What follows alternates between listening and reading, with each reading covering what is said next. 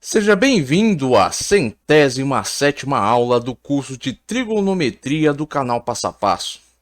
Nesta aula, eu irei resolver este exercício que faz o seguinte, reduzir do segundo para o primeiro quadrante x pertencendo ao primeiro quadrante, o item A, o item B, o item C e o item D. Aí você me pergunta, calma aí, o que quer dizer x pertencendo ao primeiro quadrante? Bom, gente, antes de responder a esta questão, eu vou deixar um recado aqui para vocês. O conteúdo disponível aqui no canal Passo a Passo é gratuito, mas se você quiser contribuir de forma voluntária, você pode contribuir através desta conta, ou através do Pix, ou do Apoia-se, cujos links estarão presentes na descrição deste vídeo. Agora, retornando aqui para o conteúdo, né? O que é a medida x? X é um arco que se encontra no primeiro quadrante. É isso que quer dizer aqui, ó.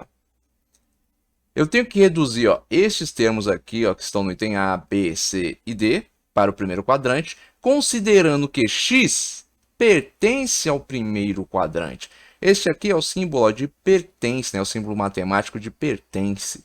Lembre-se sempre, matemática é uma linguagem. E como toda linguagem, tem os seus símbolos. Agora, prosseguindo, começando a resolver pelo item A, tem aqui tangente de π menos x. Bom, tangente é o quê? Seno sobre cosseno. Então, eu vou ter o quê? Ó? Tangente de π menos x vai ser igual a seno de π menos x sobre cosseno de π menos x. Cheguei aqui, ó, próximo passo. Vem aqui, ó, para este conteúdo aqui, o que eu expus na aula de redução ao primeiro quadrante, arcos suplementares. Por quê? Porque aqui eu expliquei, ó, essa configuração aqui, ó, que estão nesses dois retângulos. Quando eu tenho, ó, seno de π menos x, isso é igual a seno de x. Quando eu tenho cosseno de π menos x, isso é igual a menos cosseno de x. Por que isso? Simples, ó. Aqui se trata de reduzir do segundo quadrante para o primeiro quadrante. Aí você diz, ah, mas isso é óbvio, pô, já disse lá no enunciado do exercício, isso aí eu já sei.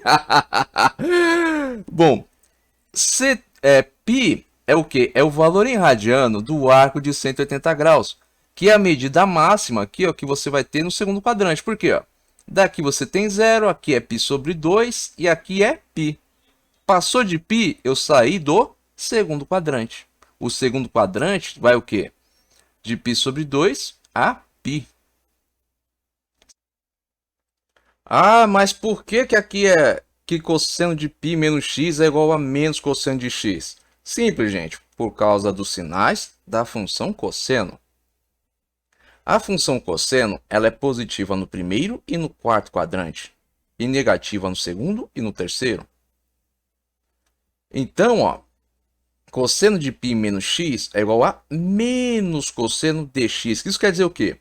Que o arco que se encontra no segundo quadrante, que tem a mesma extremidade, ou que tem o mesmo valor de cosseno do arco que se encontra no primeiro quadrante, é igual à medida desse arco, o cosseno desse arco, só que negativo. Aí você diz, caramba, não entendi, foi nada. Simples, gente, ó. Imagine que aqui, ó, eu tenho um arco de 45 graus no primeiro quadrante. E aqui no segundo quadrante eu tenho um arco de 135 graus. O arco de 135 graus é múltiplo do de 45 graus. Isso quer dizer o quê? Ó? Que o arco de 45 graus tem a mesma medida de cosseno que o arco de 45 graus, porque um é o que? É múltiplo do outro.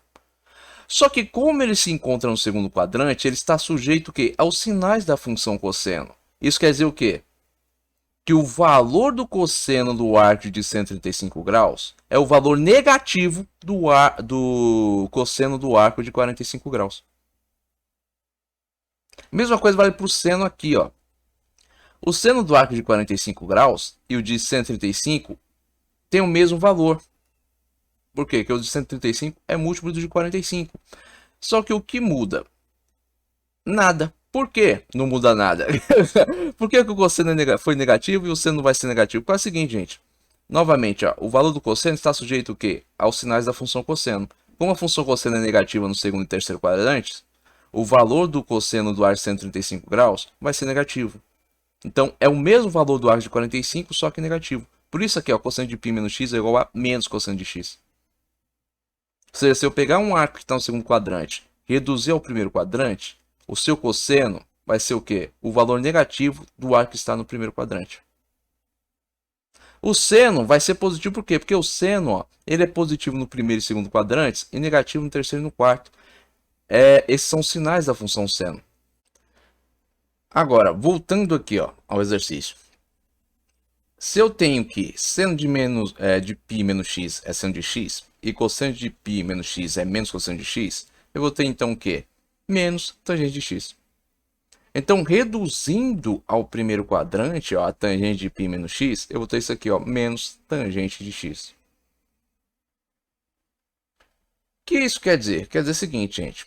Qualquer arco que esteja no segundo quadrante, que eu vá reduzir para o primeiro quadrante, vai ter o quê? A tangente dele vai ser negativa. Vai ser o quê? Vai ser o valor da tangente de um arco que se encontra no primeiro quadrante, só que de forma negativa. Exemplo, ó, peguem aí, ó, a tangente de 45 graus. Tangente de 45 graus é um positivo. Agora, a tangente de 135 graus é o quê? É um negativo.